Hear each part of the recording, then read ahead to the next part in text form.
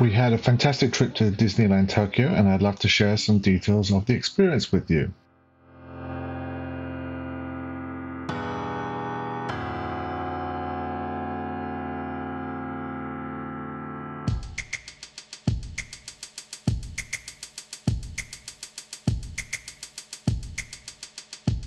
When we went at the end of 2020, we'd been living in Japan for about 7 months. At this point, we didn't speak much Japanese.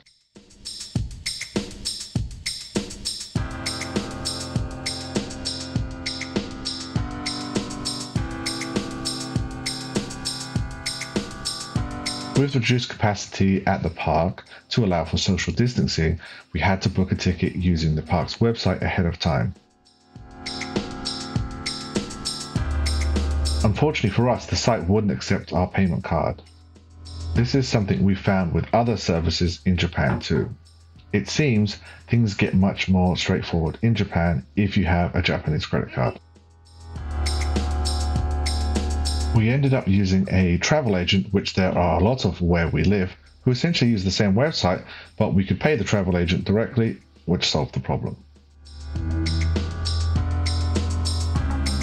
It cost about $82 for Holly and my tickets, about $69 for the twins who are in middle school, and about $49 for Warren, who's in elementary school.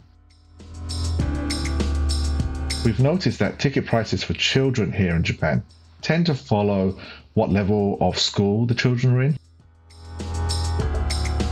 We felt that relative to the cost of other activities in the Tokyo area, it's reasonably priced ticket. We were able to take the commuter trains from near our home to the park, and it takes roughly an hour and a half and costs about $10 per person each way. For elementary school aged kids like Vaughn, it's half that.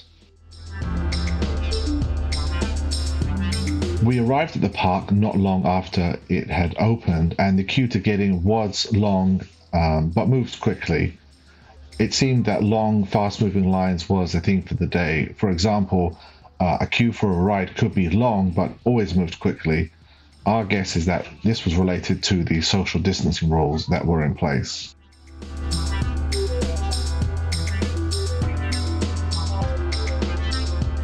As a family, we'd been to Disneyland in California, and it was interesting to compare the two experiences. The rides like Pirates of the Caribbean and Splash Mountain that had a lot of speaking from the characters were often talking a mixture of English and Japanese. We're now ready to begin pre-boarding for flight 6017 non-stop service to Coruscant. We didn't feel it took anything away from our experience, but we had already been on these rides before in California.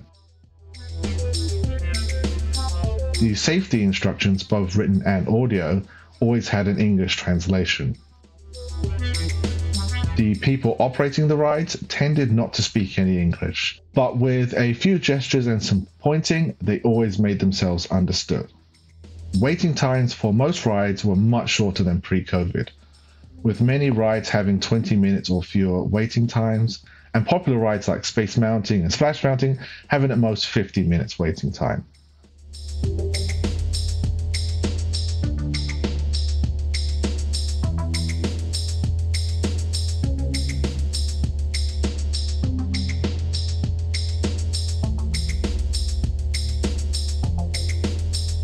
It goes without saying that the rides themselves were fantastic, and our kids immensely enjoyed the thrill rides like Big Thunder Mountain, Railroad, Space Mountain, and Splash Mountain.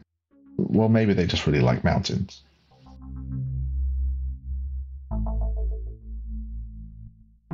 The park has a number of different restaurant styles.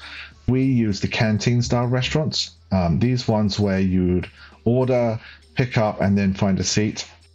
The good thing about the food is that they are reasonably priced compared to fast food in Tokyo, and the food had fun, unique twists to them. Quality was not great, but fair for the price, and the twists could make it hard for picky eaters as the options are minimal and no chance for things to be removed. The claw.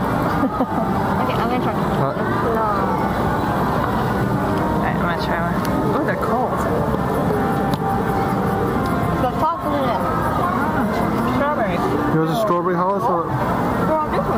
I really liked these themed vending machines you could find throughout the park.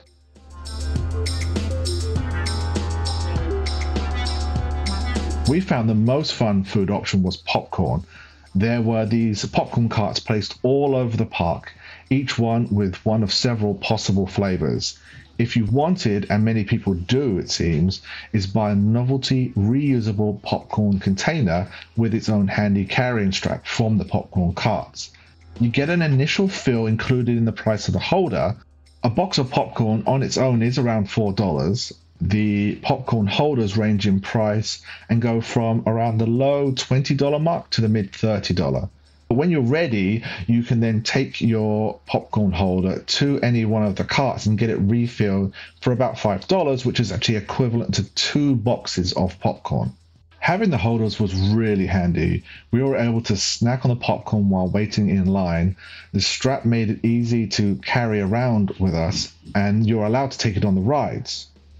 An issue that we ran into was that there was a specific popcorn holder that Vaughn wanted, and we could only find it at one cart. And unfortunately, the flavor of popcorn was not one he was very interested in. Right, what you got there, Vaughn? I got Steamboat Willie. The horn honks, the wheels spin. Let's open it up. What's in it? We've got curry popcorn here. Curry popcorn? Yep. How is it?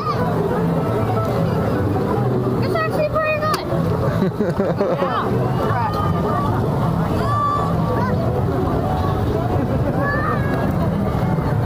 Quite a lot of it. Shopping was good with all the cool Disney stuff you'd expect. Now, in general, the shops we've been to in Japan don't carry clothes in sizes above XL, but we did find some items in the park in larger sizes, but not many.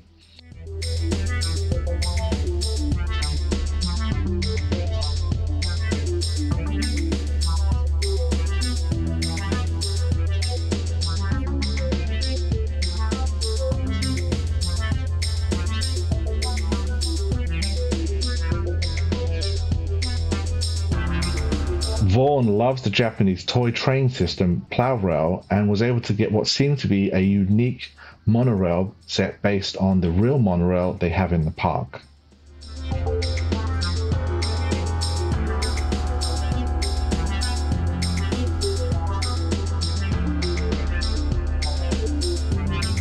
The shops had some uniquely Japanese things like these Mickey Mouse rice scoopers.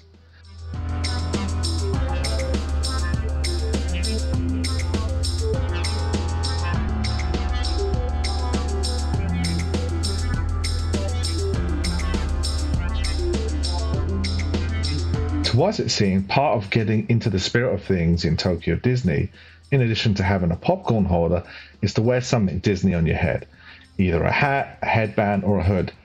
It was common to see groups of friends all wearing matching sets of mouse ears.